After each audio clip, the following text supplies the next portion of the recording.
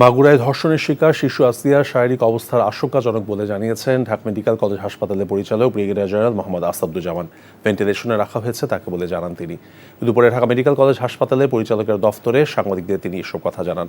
শিশুটির চিকিৎসায় গাইনি এবং অ্যানেস্থেসিওলজি বিভাগের বিশেষজ্ঞ চিকিৎসকদের সমন্বয়ে বোর্ড গঠন করা হয়েছে বলেও জানান তিনি। বোর্ডকে শিশুটির সর্বোচ্চ চিকিৎসার নির্দেশনা দেওয়া হয়েছে। এর আগে শুক্রবার শিশুটির শারীরিক অবস্থার অবনতি হলে তাকে আইসিইউতে নেওয়া হয়। এদিকে প্রাথমিক জিজ্ঞাসাবাদের জন্য ধর্ষণের অভিযুক্ত শিশুটির বোন জামাই এবং বোনের শ্বশুরকে গ্রেফতার করেছে মাগুরা সদর থানা পুলিশ।